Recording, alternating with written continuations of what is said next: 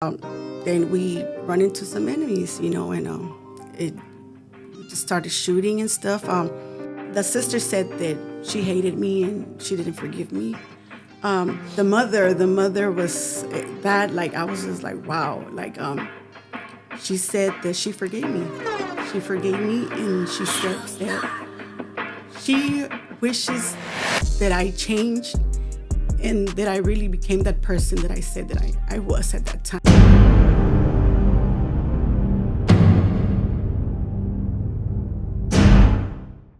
What's up, y'all? Welcome back to another episode of Others Brand TV. Please like, share, subscribe. Follow us on Instagram to find out more information about us. Before I begin, I want to give a shout out to GQP TV. Shout out to the Big Bro Capone for helping out with the situation here, and the Asian Solidarity Collective for giving us the space to record. What's up, Lon? All right. Before I begin, actually, I'll let my guest introduce herself. Sandra, go ahead. Tell them who you are, what aliases you go by, and what nationality you are. Okay, hi, my name is Sandra Castaneda. I'm Mexican. I used to go by Stranger. Yes. Oh, so let's talk about a little bit about your family history. How many brothers and sisters you have, and where you originally from? Okay, it's five of us, four girls and one boy. We're from Mexicali. Yes. And okay, well, how did you get the name Stranger, if you don't mind me asking? When I was young, just being in the streets. Yes. Okay, so you're like you're not like Little Stranger, nothing like that. No. Okay, you're the original one. Okay. Yes. Okay.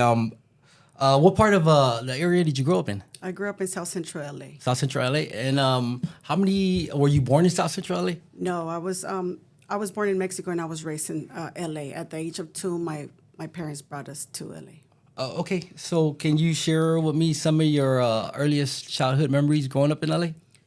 Well, my mom and my dad, they divorced when I was 4 years old. So we kind of, just jumped from aunt to aunt until my uncle just took us in. And, they worked most of the time, like a lot of, Mexican families, So we were pretty much raised with my older sister until she turned 18. She left the house. And that's when I was like 12 years old. And, I started going to junior high. So I started hanging out with the taggers, at that age. And then eventually I ended up, hanging out with the gang, and I joined the gang when I was 16. And it was all bad after that. So can you share with me some of your memories like that you cherish from your childhood before those days arrived? Any memory of your parents or anything like that? Well, it was more about, just being young and going to, when we were young, we used to go to vacation, when we would get out of school for vacation, we used to go to Mexico, just being around all my cousins and my aunts. Those were, good memories. And when you arrived to South Central, right, was it like a lot of other Mexicans there? No, we were like actually the only Mexicans in the street. Oh, wow. Yes. So how was that? Did you feel any like racial tension or anything? You know what? I never felt that way until I went to prison. Okay. Like growing up, I never felt that way. So during your school years, how are you academically in school?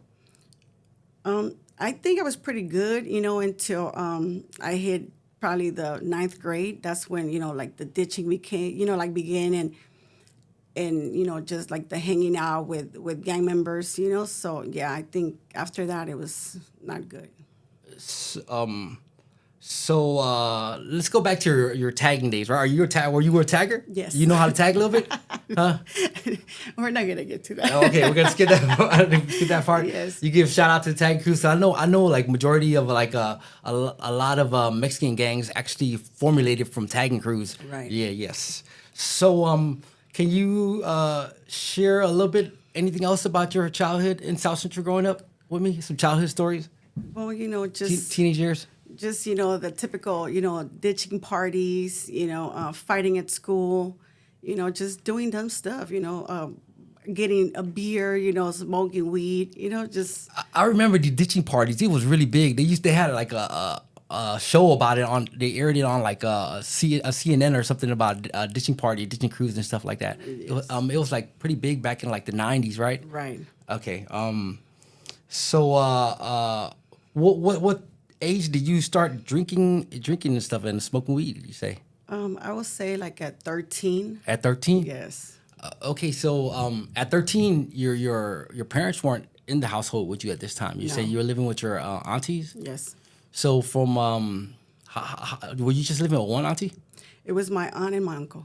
And how long did you stay with them from? You said you arrived at 2 years old. Yes, And I stayed with them from like when I was like 9 all the way to like I was 18.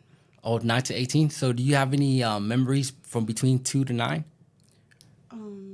You know, just feeling abandoned, I guess. You know, feeling abandoned by my parents and having to see my cousins, you know, being there with their parents and stuff, and mine were not there. Yeah. And you, were your brothers and sisters with you? My older sister. Your older sisters? Yes. Okay. And were any of your other family members involved in gangs or anything? No, Okay, so you're like the black sheep of the family. unfortunately, yes. So when was the first time you actually went to juvenile hall, or should we say you got in trouble with the principal first?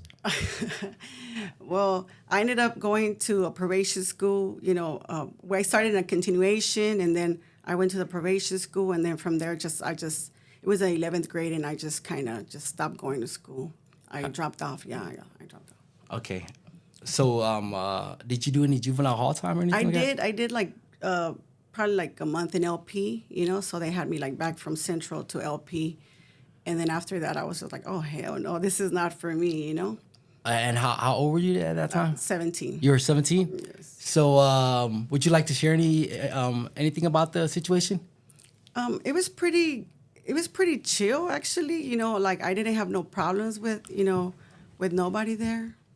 So it was just like, just met a lot of different girls in there, you know, from different hoods and stuff. So when you were a kid, what did you want to be when you grow up?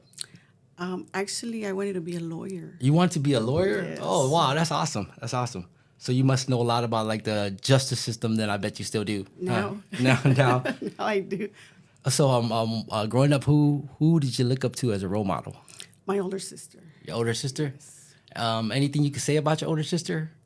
She's been my support system, you know, since I was a little girl. She still is too right now, you know, and I love her. Shouts out to the older sister. Yes, Shouts out to Angelina, you. I love you. Okay. Let's see. So let's go back to so when you got your first case at 17, right? Yes, How long did you do? just a month. Just a month. And when you came back out, you went back to your aunties and uncles. No, at this time I ended up going to my mom's house for a little bit because I was, you know, already messing up in school and stuff. So my aunt told me, "What is wrong with you? Like, what do you want to do?" And I was just like, "Well, I want to go to my mom's."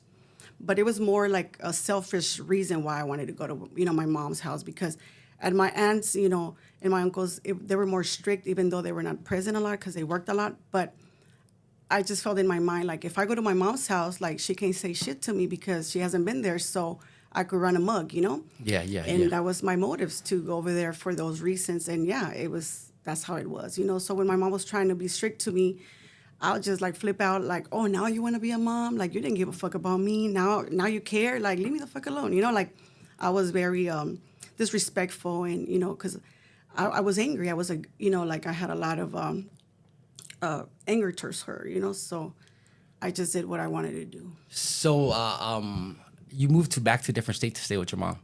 No, well, it was still in LA. You It was know, still in LA? Yeah, Okay, it was still okay. in LA. So my mom lived in the hood, so it was just perfect for me, you know? So I you know, continue, you know, to run a mug, you know, until I turned 20.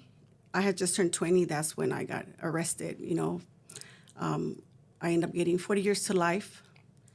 And it was just... Okay, let's before we get there. Yes. Was your father still around at that time also? He was never in the picture. Oh, he was never in the Never picture? in the picture. I mean, I know who he is, but like I don't have that that connection with him. You know, I recently seen him. You know, after being gone for a long time, and it was just like, you know, like he's a stranger to me.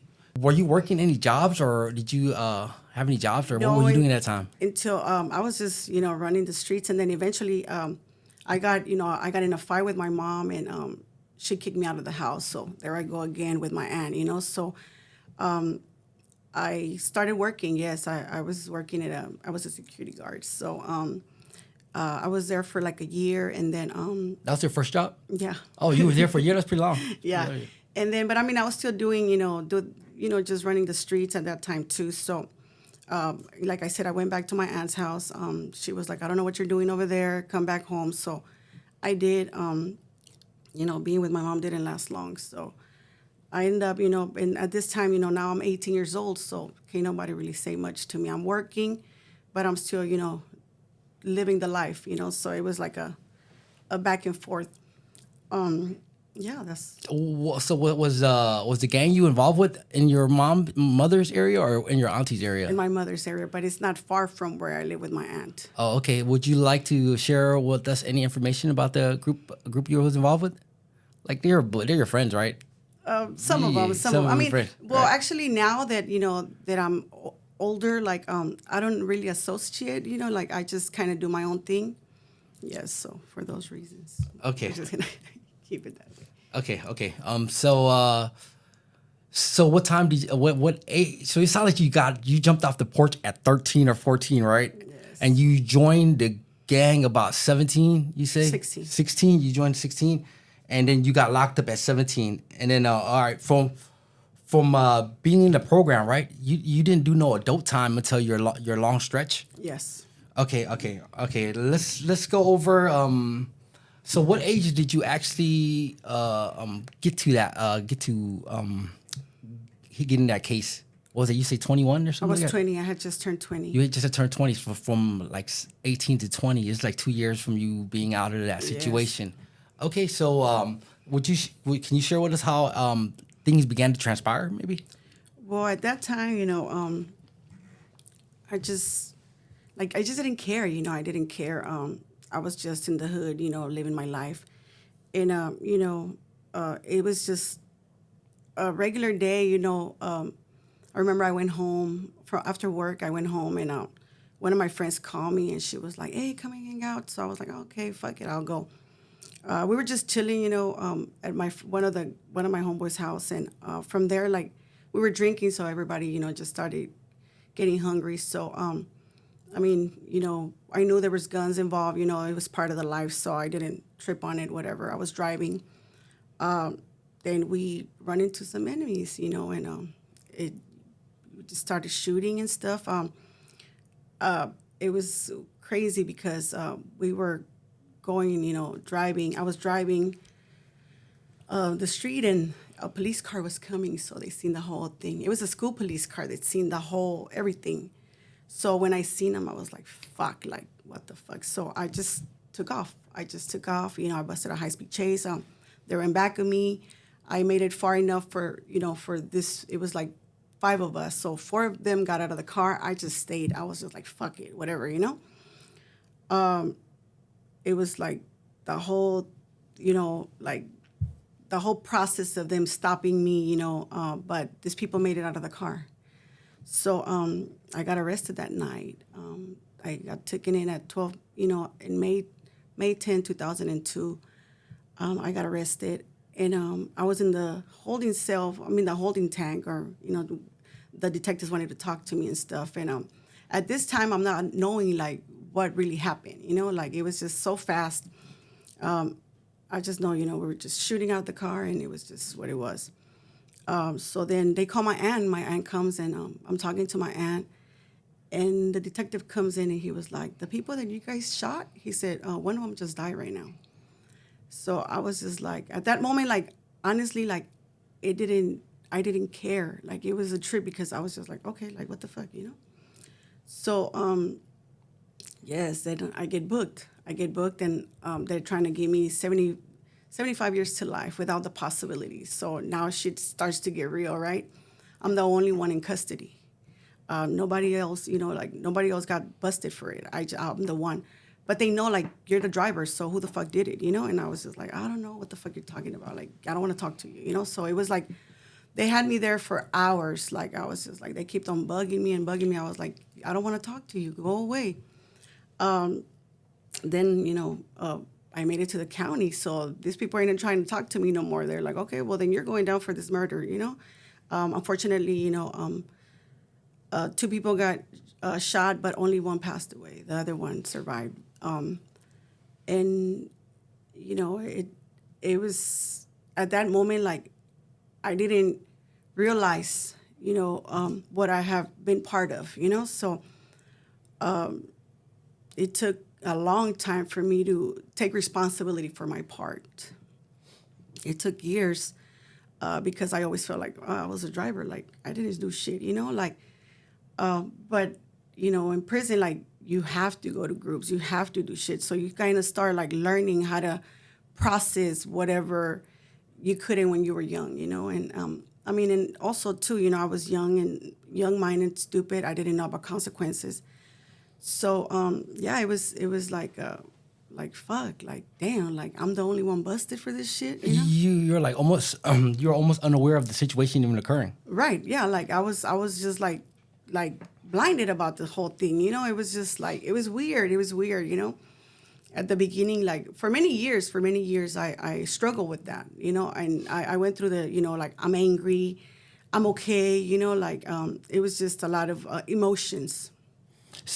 So I'm assuming that you didn't make bail.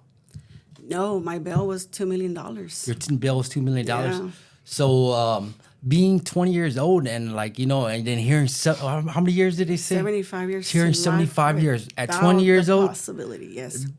How did that make you feel emotionally? Emotionally, I was detached from You the see, yeah, whole you see- thing. Yeah, like I didn't. I was just like whatever. Like like How far down the case were you feeling that way? Even on the day you got sentenced, or yes, even me going upstate. It was just like okay, whatever. Like I didn't have no emotions towards it. Like that was, I think like now that I think about it, like that was the scary part. Like I didn't care. Okay, let's go through. Can we go through some of your trial a little bit then? So at the end of the day, that nobody else was put in for the situation. No, just me. Okay, so you end up not saying a single word and just Yeah. remain silent right there. And what made you know to do this?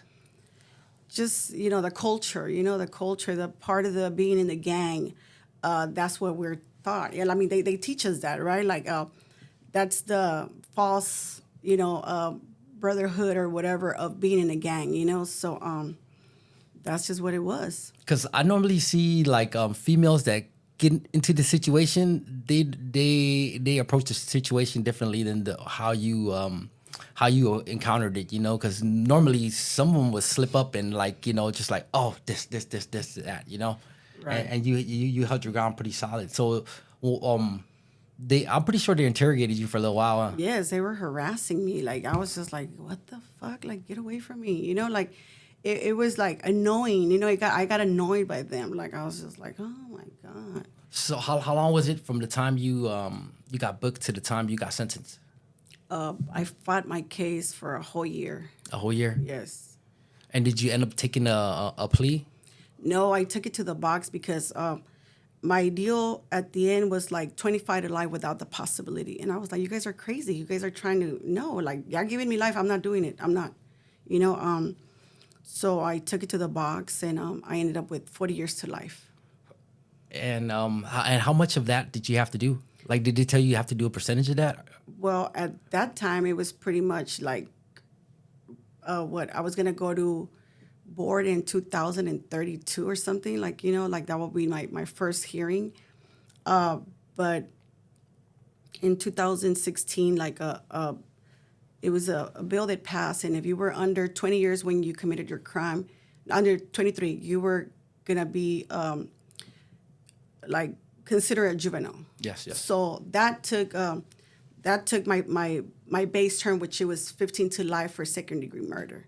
And the enhancements for the gun and the gang, it was 25 years, and the attempted murder. Yeah, so they gave me 25 and then 15 for second-degree murder because they couldn't, they knew that I was a driver, not the actual shooter. So I ended up with that. So in 2016, they dropped 15 years. They took my base term but left me with the enhancements.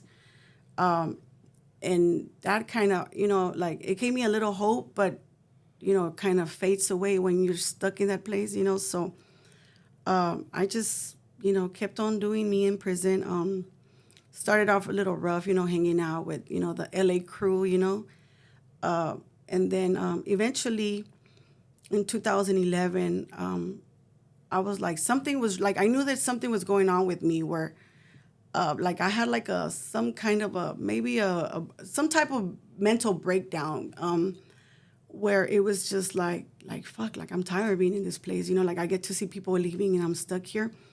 So I just asked God, just help me, be better, like I'm done, like help me.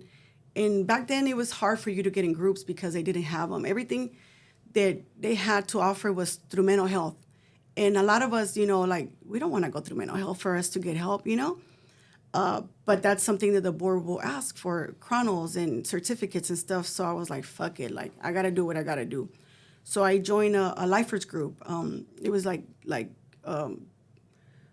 a spiritual base in a way, even though the guy used to be the facilitator was a little crazy, but I was able to to start like kind of like changing my life and what I wanted to do with it. So yeah, after that programs, they started coming to prison, so it was easier to join programs and start working on yourself. So I started doing that. I worked, I always had a job, just for the same reason, just like my mental state, just to keep it okay, I guess, in that place. How long within your sentence did you start feeling that? It was, well, because I got to prison 2003, so all this happened in 2011. Oh, you're like 8 years in already, Yes. and you started feeling that. Yes. So I'm not too familiarized with how the system worked for females. Are you guys like in a? Could you tell me you was hanging out with the LA crew, right? Yes. So were they segregated in certain crews or something like that? How did it work? Yes, and for us, like we don't. There's no politics, as far as like the men. For us, it's more like the counties. Like LA County hangs out. The IE hangs out. Orange County, San Diego. Everybody kind of. They got their own little cliques. Oh, so it doesn't even matter like what race you are. If you're from that city, you guys Yes. associate together Yes, within like- that city. Right. So what kind of stuff did they give you like commissary? Were you able to use makeup and stuff like that?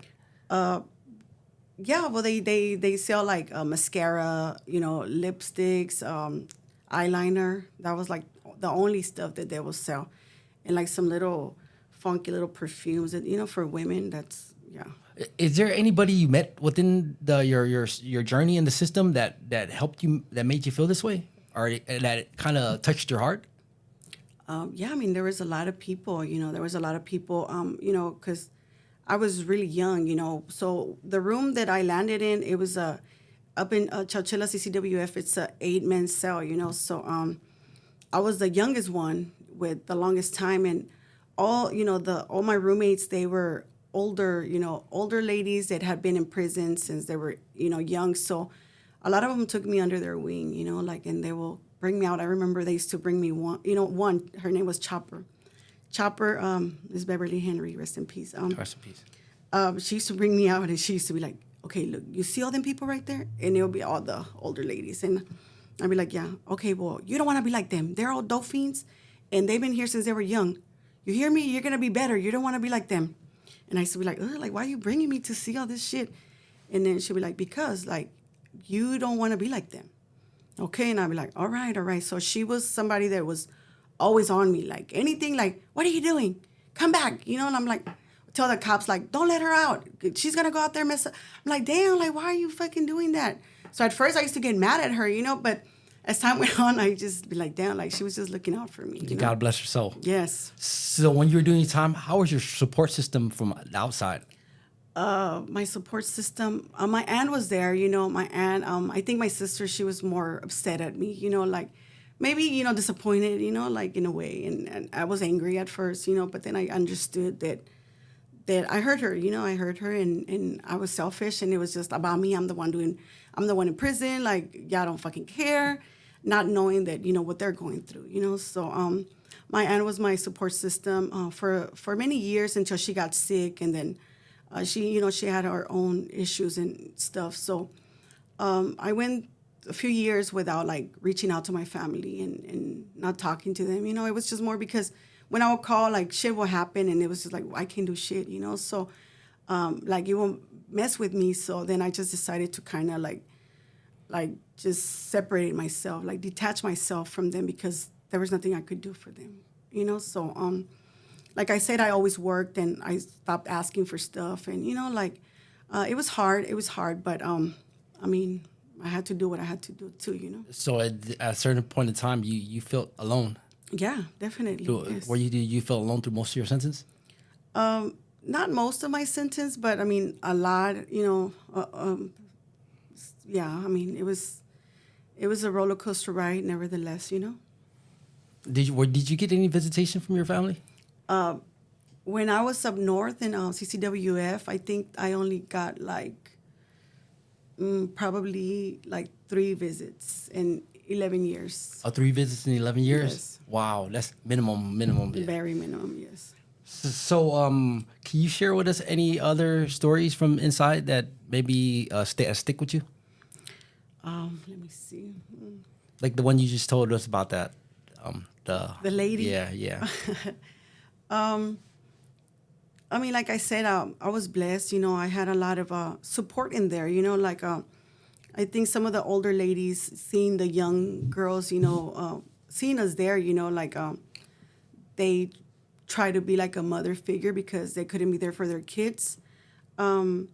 So yeah, I mean, it was a lot of them that try to encourage us, and to do good. But we were young, we didn't care, So Well, do you do like do they have stabbings and stuff like that occur? no, it was more the fights, more fights, jumping people, just a lot of drinking, a lot of pill popping, weed smoking. That's what it was. So what did you do to most of your time to kill most of your time? You read and stuff like that. Well, I had a TV, so I would just be there watching shows, or hanging out with my friends, going to the main yard and doing dumb stuff out there. Okay, so where along your sentence did you get the information that you're eligible to come home? Well, I got transferred in 2013 to Chino, to CIW. So things are still the same, right? Like, when was it? But I remember one time, me and my friend Melinda Rocha, we were drunk, and somebody had gave us some papers. It was a commutation paper, so she was like, "Let's do it." I was like, "Fuck it, let's do it." I remember we were fucked up. So what we wrote, it was just like stupid stuff, right? So we send it. Fuck it. Never heard about nothing. Like we don't hear nothing for years. So I'm in CIW, 2018. So they call me, like, hey, like they want you to go to the admin building. So I was like, what the fuck? All right. So I go and this lady from Sacramento. She wants to do an interview for my commutation. And I was like, wait a minute, my commutation. I said, when was this for? And then she was like, oh, 2011. I was like, really? I was like, wow, okay. All right, let's do the interview.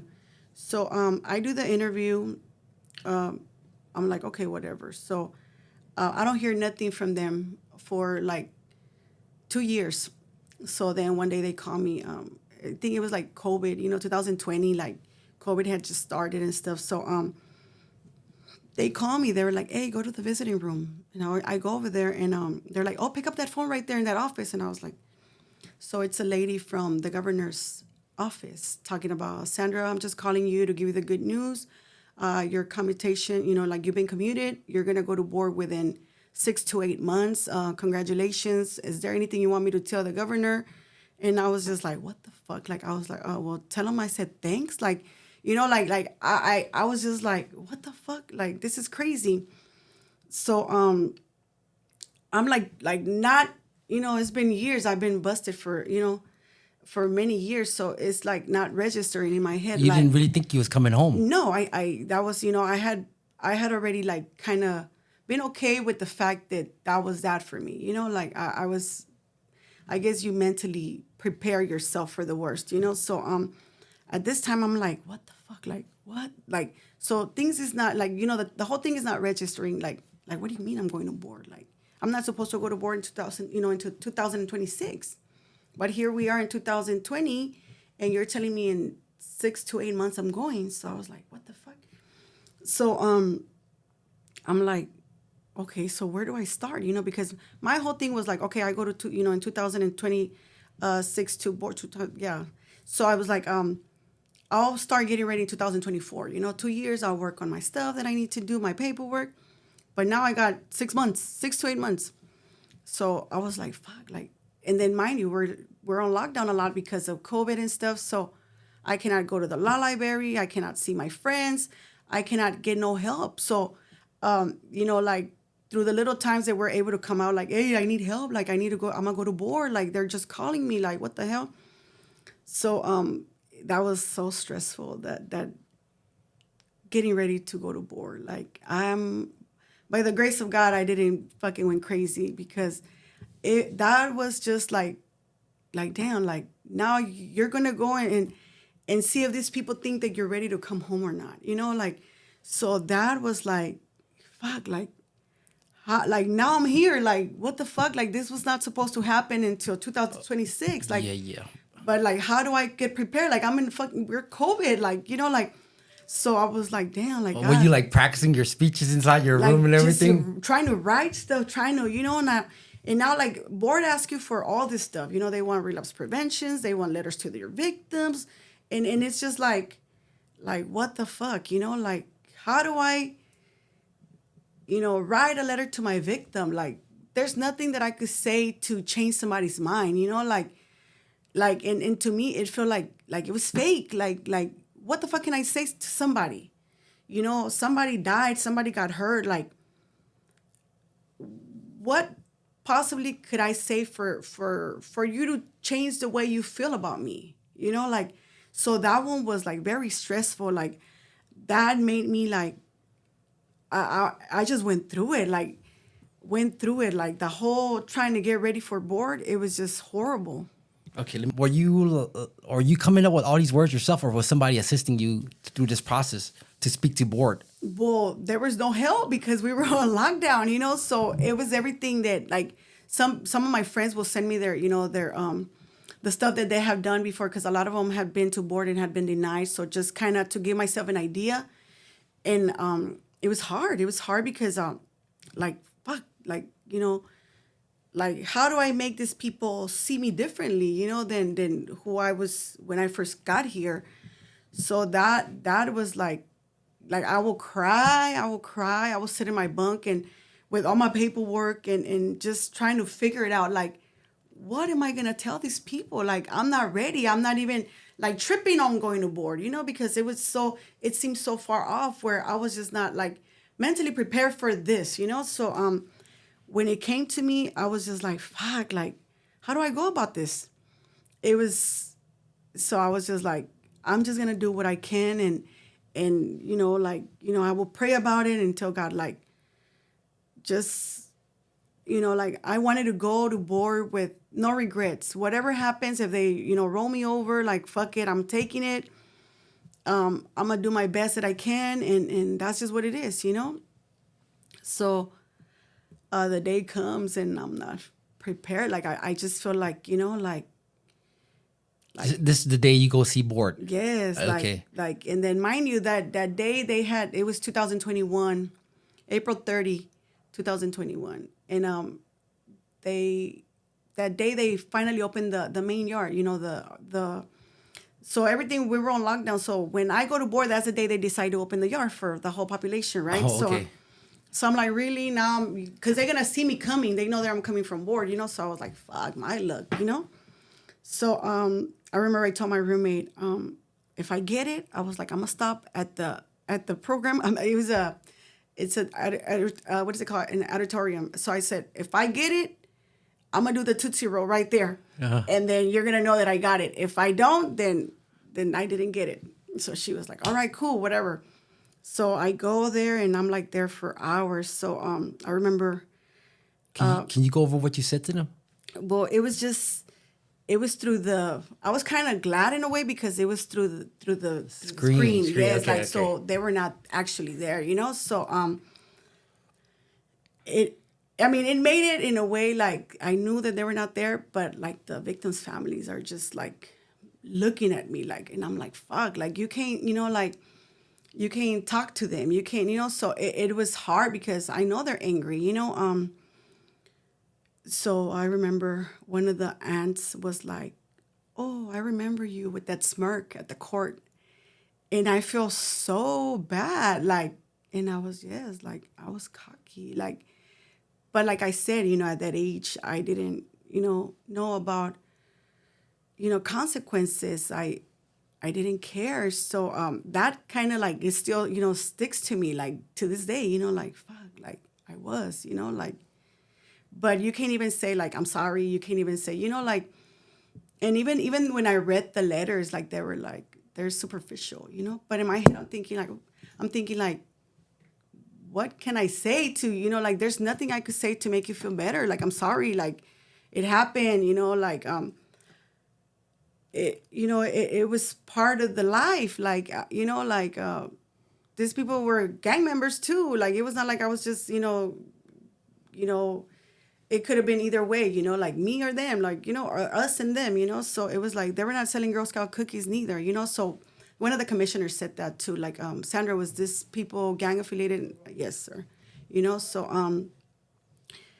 I remember it was hard, but the mother of my victim, She showed up. she was in, yes, she was there. Okay. It was the mother, the uncle, the aunt, and the sister.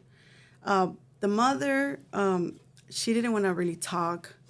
The aunt, she was mad at me. She was mad at me. But she said that I wasn't worth it anymore, and she let it go, and she forgave me.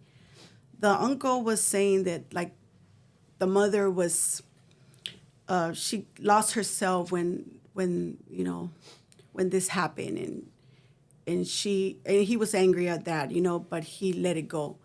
The sister said that she hated me and she didn't forgive me. The mother was that, like, I was just like, wow. Like, she said that she forgave me. She forgave me, and she said that she wishes that I changed and that I really became that person that I said that I was at that time, like, and that I was just like, fuck, like, I never thought that I was going to hear those words, like, and I think that, like that changed a lot. That changed a lot, and I think that's a push. That's a push for me now, that to do good, to be out here and doing, working for at-risk youth. Like, I think that was a push. That was a push, and that, like, it changed a lot. It changed me a lot that day. And I remember we went on break, and when we came back, I'm thinking like, fuck it, like they're gonna deny me, I was just like, all right, whatever. So I remember we went back from break, and the commissioners, they started talking all this legal stuff, and they told me, Ms. Castaneda, like, today we find you suitable for parole. I was just like, what the fuck? Like, I remember like just tears just coming out, like, just, and I was just like, thank you. Like, like, I remember, like, yeah, like I could still picture it, like, Where so the family was also informed that you was. yes, they were informed that So day, when right there. when they said when they spoke all that to you, what was your response? Were you able to respond to them? I just, like, when the mom was talking to me, like, I just started crying, and even though they, like, I know when they're present physically in the court, in the boardroom, like, you're not supposed to like turn around because they're like sitting behind you, or like you're not supposed to have no eye contact with them. But because they're in front of me, I just looked at her and I said, thank you, like, and then I was just like, damn, was I supposed to, But like at that moment, like, I didn't care, I just wanted her to know that, that I was thankful, for her telling me that, like, and it changed a lot, like, it changed something in me, like, I never thought that I was gonna hear those words, and yeah. So when you left back to back to the prison, right? The emotions that ran through you must have been crazy. Yes, because I didn't know to cry, to not cry. Like I'm just like what the fuck, like a lot is going in my head. Like what the, like I was just in shock. Like, and I remember I came out and all my friends are on the grass, like just standing there, like just waiting. Waiting to see whether you got it or So not. they see me and they're like, "What happened?" Like, cause that's the thing that we do when somebody goes to board. Like we're outside waiting. Like we want to know, like, did you get it? You didn't get it, So and I'm just walking with my paperwork, like fuck, like, cause I was just like tripping on everything, like trying to like shit, like what the fuck just happened right now, like am I tripping? Is this real?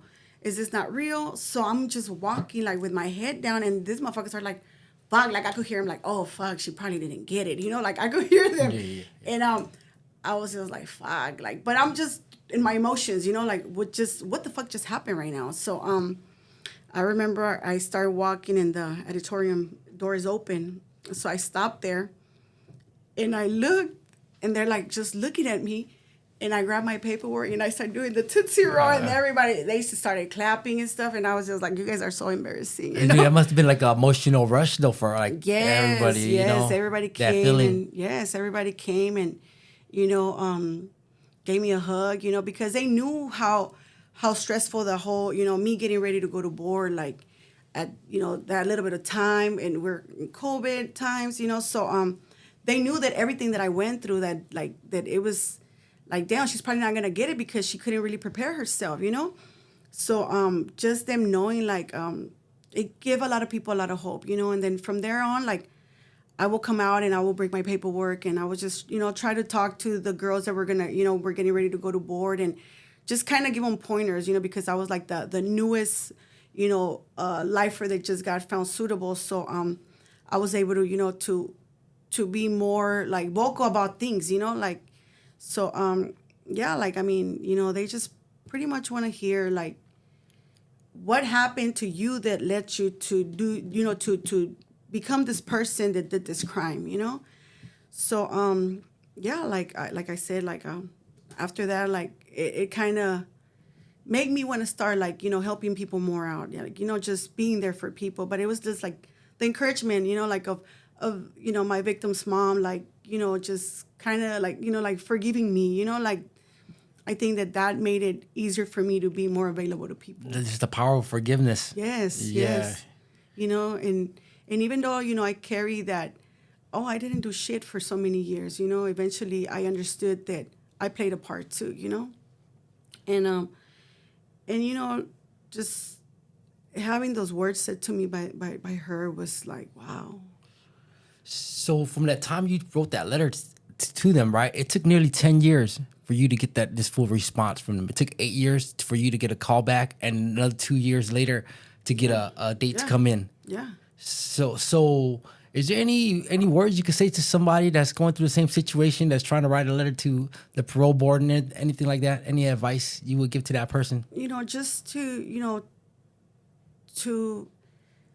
it's because it's so much, like it's so much. And sometimes like when we're there, it's like the hardest thing, for us to open up and reach out and just be honest. I would say just be honest. And, we all fuck up, we all fuck up. And at the end of the day, the board wants to know, like, who were you then and who are you now, and that's a problem with a lot of people that are not getting dates, like the insight's not there, and the insight is like, what led you to do this? What happened to you? Like, so, they're just trying to kind of see the picture, like, but, they'd be like, oh, connect the dots, or, do, your relapse prevention, do your timeline, like what happened at this age that made you act a fool, like, and I knew like mines were like abandonment issues, like I knew since I was a little girl, like I had abandonment issues. Why you joined a gang? Why? Because I needed that love and support, so then you get into relationships. Oh, well, we were fighting a lot, then we will leave each other. So that's more abandonment, like me, my sister leaving at 18, I feel abandoned again, so that kind of, though that was my pattern. Like I was an abandoned child, and And I ran with that, you know. I mean, today I could talk about it, but before, like, it would hurt my feelings, you know, like I'll start crying because I was hurt, you know. Today, I know what my issue was at that age, you know, like I know what led me to joining a gang, you know. So, and sometimes it's hard for people, you know, to realize stuff like that. It's like you have to identify it in order to heal. Right. And then when we're young, you know, when we're young, like we don't have the mental capacity of knowing, you know, until you start getting older, you start seeing things different and you're able to pinpoint like, oh shit, you know, like this is so all my friends that are going to board, like I always tell them, like, go to your first, like the memories, like the worst memories that you remember at what age you know you went through them. What was your feelings, your reactions, you know, like write it down, because like, you know, like I remember my first memory was at 4 years old, you know, and then it went to 7, then to 9, you know, 12. And then like, you know, like, and I was writing about it. So I was trying to paint a picture to the board, like, this is why I joined a gang. This is why I did this. Because all through my life, I feel abandoned. You know, like this happened to me. So this is the only way that I was able to cope with it. Like I wanted that sense of belonging and, you know, somebody giving a fuck about me, you know? So I was able to realize that. And that's what I always tell my friends, like, go to the first memory of something that fucking fucked you up, you know? So, yeah. So. Okay, let's go back to that date and then like how much time did you have left until you actually got released and the day you said goodbye to everybody? Oh my God. So, okay, so this was like some crazy shit too, right? Because as I'm getting ready to go to board, I get a letter, right, from this lawyer's talking about, hey, like we wanna take you to court for, you know, the 1437. And mind you, I had put in the paperwork for the 1337 in 2019. They denied me. Like, no, girl, you're crazy. So I got denied. So these lawyers, as I'm getting ready to go to board, these lawyers come and they're like, hey, we want to, you know, represent you pro bono and all this stuff, right? So call us, whatever, if you're interested. So I was like, fuck it, what else I have to lose, you know? So I'm getting ready to board. So this happens. So I call them and they're like, okay, like, can you release your paperwork? And I was just like, okay, whatever. So I get a court, you know, now that they're telling me like you're getting ready to for board, but also you know, the judge, you know, she agreed to take you back, you know, to resentence you. So I'm like, what the fuck? So now I'm going, you know, back and forth with the court, with the resentencing.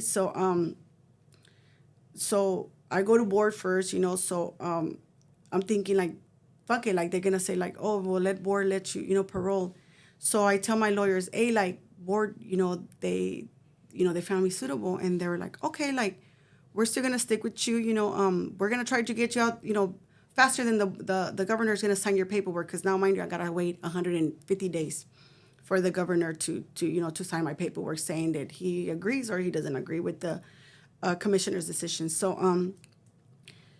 So now this judge that denied me in 2019, now she's agreeing now in 2021 that she will resentence me, because I just feel like, oh, she's a woman, so she'd probably be like, oh, the board found you suitable. I'm gonna, you know, let you go before they could sign it. Watch, you know. So that's what, you know, that's what I think. So sure enough, they resentenced me. So from second degree murder, they dropped it to accessory after the fact.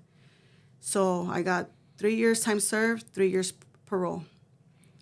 So I don't have to wait for the governor to sign nothing now, because the courts are releasing me. So in the midst of me leaving, mind you, I'm a permanent resident since I was a little girl. So because of my crime, I have an ICE hold. Mm-hmm. So the day that I get released, they tell me like 6 days before I get released, like, hey, you're gonna go home, but ICE is picking you up. So I was like, fuck, like now here we go with this bullshit, you know. So I get released that day, and they pick me up. Sure enough, they're waiting for me. They take me. You didn't even get out yet. They just took you from No, I was in said- receiving, you know. Yeah, they put me in handcuffs and put me in a van and take me. So now I'm sitting in San Bernardino in the ICE office. So the guy's being an asshole. He's not like, oh, you're a murderer. Like, what the fuck? You're getting deported. And I was like, oh no, my boy, like, check my paperwork. I got resentenced. And he was like, oh shit, I didn't get that paperwork. And I was like, well, you better look. So he starts looking in his paper, right? And he's like, oh shit. I said, oh shit is right. And then, mind you, in California, accessory after the fact is not a deportable sentence. So he's mad. Like, he's mad. And he leaves and then puts me back in the cell. And then he comes back and puts ankle monitor on my foot. He's like, well, I don't have no place to send you, so I'm gonna have to let you go. You're gonna have to report. And at that moment, I was like, fuck, like, I'm going home. Like everything's just like, what the fuck? Like, I'm finally going to be free, right? So this guy he puts me back in the cell with my ankle monitor and my 2 batteries in my property. So 3 hours later, he comes and he was like, oh, come here. I was like, what? He said, oh, I got to cut that. I found you a spot. And I'm like, fuck, like, are you fucking kidding me right now? I was like, where are you going to send me? He was like, you're going to Atlanta. I was like, you're going to send me to Georgia? Are you fucking serious? He was like, yeah. I'm going to take you to LAX later on, and you're going to go to Georgia. I was so devastated. I was like, really? Like, you're going to fucking send me over there? Like, mind you, my family's over here. Everybody, you know, my support system, everybody's here. You know, like, I was going to go to a program. I had a job lined up, you know, so now everything is like, Your family was aware that you were coming home. yes, Okay. they everybody was waiting for me, you know. So, but I remember I told them, like, once I knew that I had that ICE hold, I told them, like, don't come, you know, don't pick me up. One of my good friends from CCWP was there, you know. She was there waiting for me. She followed the ICE van, you know. She was outside the ICE office, you know, like she, and I told her, Colby, like, they're sending me to Georgia. And she was like, are you fucking kidding me? I was like, no. And then she was like, okay, like, don't worry. Like, we'll be okay. And I was like, all right. So as I'm sitting there, they call me like, hey, your lawyer wants to talk to you. Mind you, I just got out of prison. I don't, you know. So I get the phone and it's Colby again. Like, hey, like, you have a lawyer. Anoop is going to represent you, right? And I was like, what the fuck? Like, okay, cool, whatever. And these people don't care, you know. They took me to LAX. They sent me to Georgia, away from everybody. So I'm in Georgia. Anoop, he's awesome. Like he fought hard for me. Like Anoop, like, was my angel. Like, he's still my angel, you know. Like that man went, you know, backwards for me. Like Anoop, dope. I fought my case for a whole year and 6 days in Georgia. Lumpkin, Georgia. I was a steward. You were in ICE for A year. A year? Yes. Wow. A year and 6 days in a Stewart detention center. Is one of the worst ones. So, and I would question myself, like, damn, like, am I institutionalized? Like, what the fuck? Like, I could just sign my shit and just go, you know? Mm-hmm. But in me was like, no, like, and I would tell God, like, really, dude? Like, you let me out of prison to deport me? Like, what the fuck am I going to do over there, you know? And I had, you know, those thoughts, like, you know, so a lot of resentment and anger came back. Like now I'm out here, like, you know, this bullshit ass crime. Like, now, you know, like, everything just kind of, like, hit surface again. And it was just like, now what? You know, like, now they could say that they're just going to fucking send me over there and what? You know, like, so it was very, like, hard. And I would question myself, like, do I like this shit? Like, do I like to be busted? And, you know, from prison to nice detention, it's a trip. You know, whoever did time in prison and got transferred to a detention center, it is horrible. Like, it's a trip because we know how to do time in prison, but the ICE detention centers, and they're horrible, you know. But once you understand that their setup is for you to say, where do I sign? Yeah. You know, like that's the purpose of them, you know, like we're gonna make it so horrible for this motherfuckers just to say, where do I sign? Yes, just so you can get out. Yes. So I realized that, like, probably like a month after I was being there, and I'm like, oh, okay, motherfuckers, y'all want my papers? We're gonna fight. I just didn't think that I was gonna be fighting for that long, you know, like, and sometimes I'd be like, oh my God, like, what the fuck is wrong with me? But it was always like, no, like, I'm not signing my shit. Like, y'all want it, we're fighting it. Like, I'm fighting it. And I'm glad that, that God put whatever, that fight that, in me to not give my papers up, Yes, like, yes. and I mean, like, when I was young, like, I didn't realize the importance of your legal status, like, I didn't care, but now I'm like, oh no, if you guys could become citizens, do it, because these people ain't playing with us, so, yes, I fought it, and it wasn't looking good. It wasn't looking good at first, and it was another roller coaster ride. Now I'm fresh, from prison to a nice detention center. Uh, Mind you, everything that goes in your head while you're still waiting to get released. Like, how do I go back to the free world? How do I start all over? Now I'm older. Like, what am I gonna do? Like, all this, just thinking about now what, we fight so hard to come home, but when it's there in front of us, it's like, oh shit, like, now what? Am I gonna be okay? You start doubting yourself. You start thinking about, am I gonna make it? Am I gonna get a job? Am I gonna be okay with my family? So, but now here I am, thinking about, I'm gonna be free, but now where am I gonna be free at? Like, I'm gonna go somewhere where, I mean, I do have family and I've been there, but I don't live there, and I haven't been there since I was a little girl. Like, like, it was just hard, and I would be like, fuck, like, and then my sister would be like, at least you're gonna be free. Yeah, but free away from you guys too. Like, it's like me being in prison. How often are you guys gonna go visit me? Like, so it was like no. And she would tell me, like, just go, Sandra. Like, and I'd be like, I can. I don't want to go somewhere and have that. What if I would have fought? Like, I never wanted to have those. Like, I always wanted to make sure, like, I'm going to do what I need to do until they tell me, like, there's nothing else to do, girl. I never wanted to be like, well, I wonder if I would have fought it longer. Like, where would I been? Like, so I didn't want no regrets at the end of the day, So, and I was to tell her, like, just support the fact that I'm going to fight it, and that's just what it is. And then she finally said, okay, if that's what you want to do, I support it. Okay, thank you.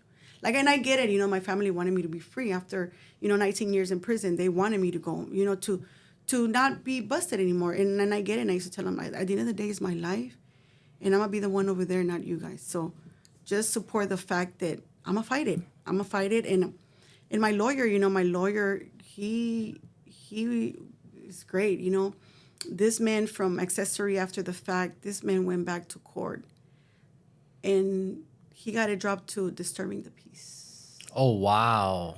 To disturbing the peace. So I went from second-degree murder to accessory after the fact To disturbing the peace. peace. That's amazing. 6 years county time, no parole, no probation. So the ICE judge had to dismiss my case. You made a right decision for not signing that paper, because I know a couple friends that signed that paper that regret it.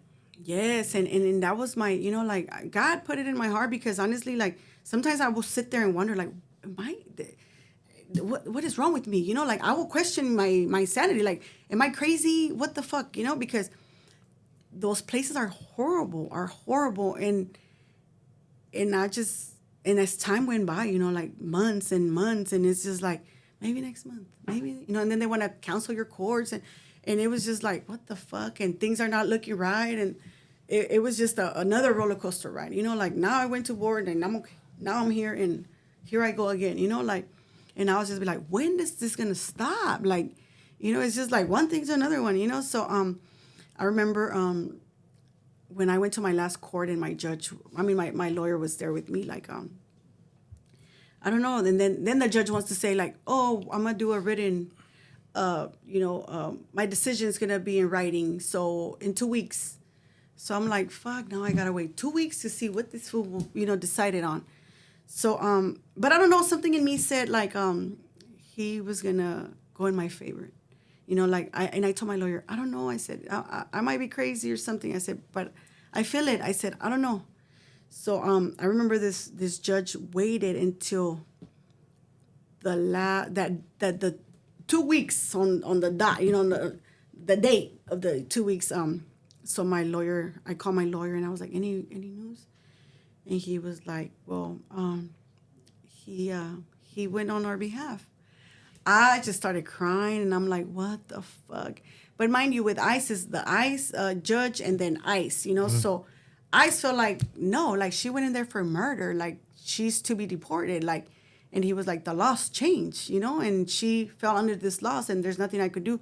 So it was like a battle. So ICE didn't want to let me go, but the judge said yes. So they were like, no, they wanted to still keep me, you know, in custody. So we did a motion for a bail bond, you know. So we the judge, he agreed to it.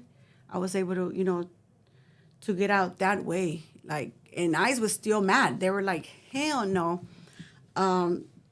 But he reinstated everything. So So were you released from Atlanta? yes, I was released from So Atlanta. did you take a bus home or something like that? No, over there, like, no, like the organizations helped me, you know, like the CCWP helped me.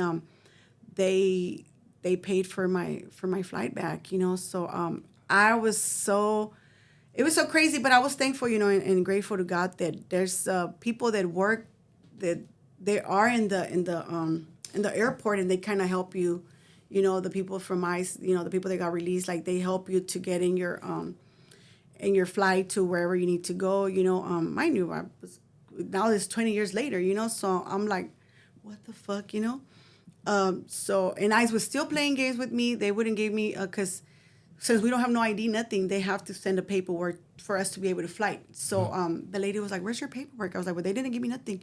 So she was like, what the hell? So I called my lawyer. So my lawyer made it happen. Like, that man, like, he's my angel, you know, like, he was able to, you know, send it to the lady, you know, at the airport, and she got it fixed and, you know, printed it out and everything. I was able to come home. I spent the night at the airport, you know.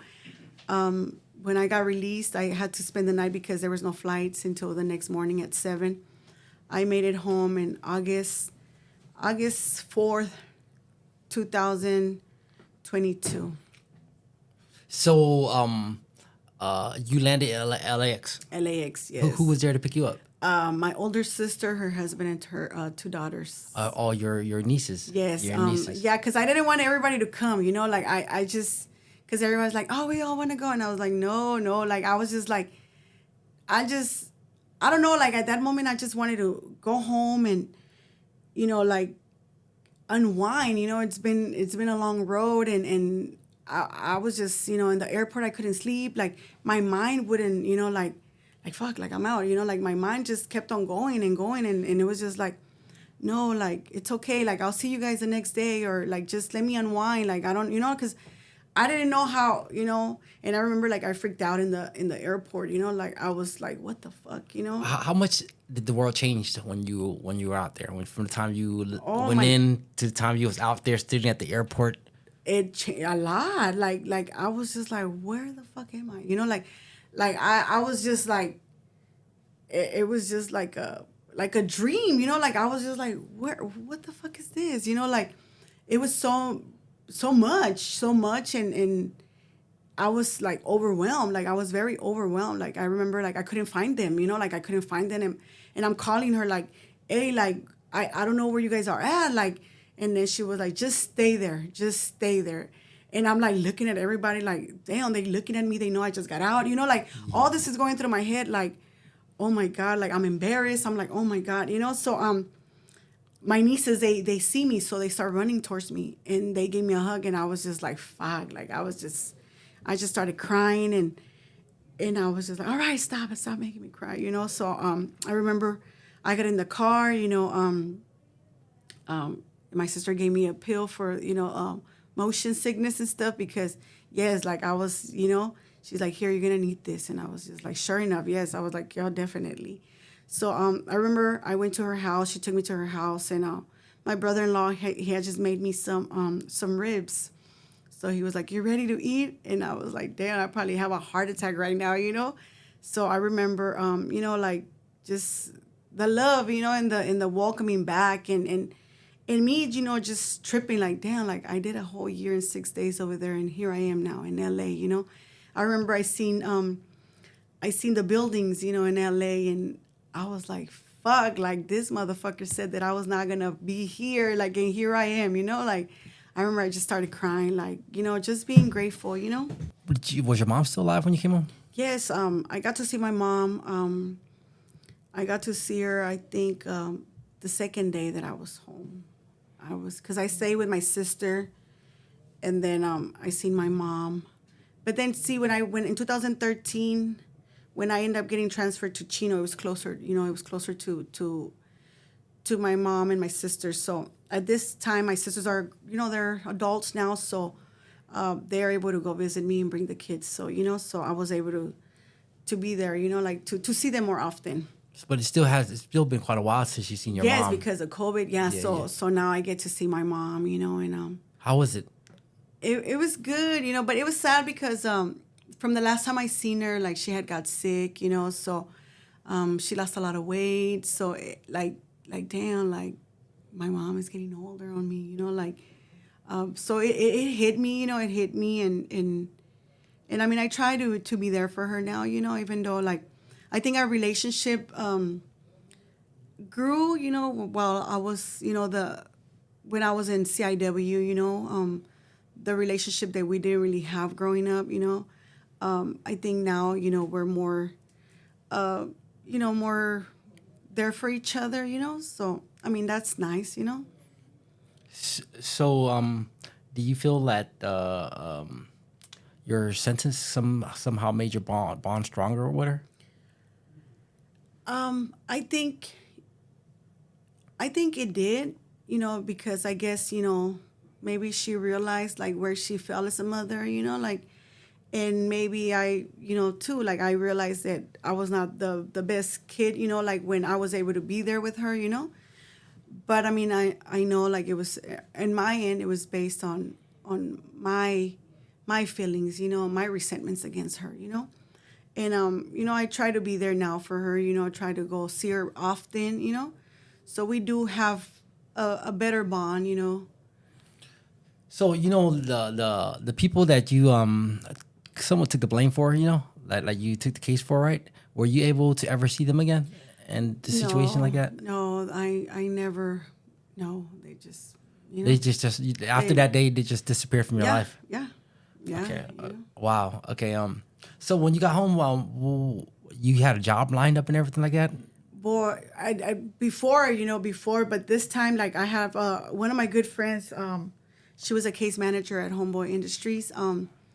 Esmeralda Ramos. I know her since I started my time in the county, and when I'm getting ready to come home, she was like, "Come over here. Like I'll get you. Like I'll help you to get in. And I went, and she did get me in, and yeah, like I'm still there. Like today I work at Homeboy Art Academy, and I work with the at-risk youth, with the young adults. So yeah, that's what I do. I'm a navigator and just kind of make sure that they, they have it's a program, a 12-month program, and just making sure that they get everything they need to be successful out there, to have a better life. So you're helping people out that you see as in somewhat your situation. Yes, definitely, definitely. And it's a struggle sometimes, but sometimes I just sit there and I'm like, they're not doing nothing that I didn't do before, and I guess, when we come from that lifestyle, our family's only there when we're fucking up, like to talk shit to us, not to be there for us, You get an A at school, they don't be like, oh, good job, okay, you got it, okay, cool, So I think the focus is more like when we're fucking up, we get that attention. So a lot of the kids, like I know when they fuck up, I'll be like, all right, you fucked up, how we fix it? What are we doing now? Like I never want them to feel, that, like the rejection, like, no, okay, you fucked up, so now what? You get it together. Like, how are we gonna do this now? Because you fucked up. That okay, but I'm not gonna kick you out. Like, what's next? So like I always, even when they're doing good, I'm like the biggest cheerleader too. So, but I always try to put myself in their shoes. And try to understand them. Sometimes it's frustrating because you want them to know better. You want them to not go through the same shit that we went through. Like, but everybody has their journey, and all we could do is just be there to support them. I commend the work that Homeboy Industry does, and I commend the work that you do too. Thank you. Is there like some advice that you could give to somebody that's feeling abandonment issues? Just, focus on yourself. To me, like, sometimes I wish that I would have showed my parents different, like, instead of going the easy route of joining a gang and acting a fool, I wish that I would have stayed in school and became somebody, did something with my life. Like, that's how I always tell my nephews and nieces, like, do something for yourself. Show them, like, you didn't need them, like, you're sufficient. You could do it by yourself, That's what I will say, just focus on you and love on you, love on yourself. So, can you tell me what do you consider one of your biggest accomplishments in life? One of my biggest accomplishments. Well, I mean, that you're proud of. Because I can hear a few things already, but just want to hear what you would say. Let me see. Well, I mean, that I'm proud of. I mean, I'm proud of a lot of stuff now. Coming home, like, even to the smallest things. I'm able to be thankful. Getting my driver's license. Getting my green card back. Just being able to be in the lives of my nieces and nephews, and the work that I do. Being there for my mother. Just enjoying life, being able to give back to the community. I'm involved in the women's prisons, like the support to be there for women in prison. I also do a lot of immigration, stuff too, so I'm able to change things now. I'm able to be there for people and just enjoy life and just be, just be of service. So be your biggest accomplishments would be helping others. Basically, you would say helping others. So, what would you be your biggest regret? My biggest regret right now, or just in general? In general, would you say that time you spent away from your family is the big regret, or would you say that's a learning experience that you needed? I mean, it's both. It's both, because, like I always said, if I would have never went to prison, I probably would have been dead, But also because going to prison, it taught me, like, who was there for you at the end of the day, like, who matters and who doesn't matter and who gave a fuck and who never did, So it's both, it's both, like, yeah. Like the way you carry yourself, I wouldn't even tell that you spent that. I couldn't even tell that you spent a day in prison. Seriously, you carry yourself very well. And I was wondering, like, is there a message you want to leave the world? A message you could leave the world? A message I could leave the world? Oh, man. Just try hard, and try to help people out. You never know who's going through something, and who needs that encouragement. That's, don't judge a book by its cover, like they say, Don't judge a book by its cover. That's right. Yes. Well, is there anything else you would like to add to this before I close it out right here? No, thank you so much. I appreciate having you on. Thank you for coming. And you're very empowering. I'm not sure if you know that. If you're very empowering, I can feel the power within you when you're speaking to me. Oh, so I commend you. All right. Thank you. Thank you for coming on the show. Yes. Shout out to Capone. And episode 3, Sandra. Thank you, Sandra. Thank you.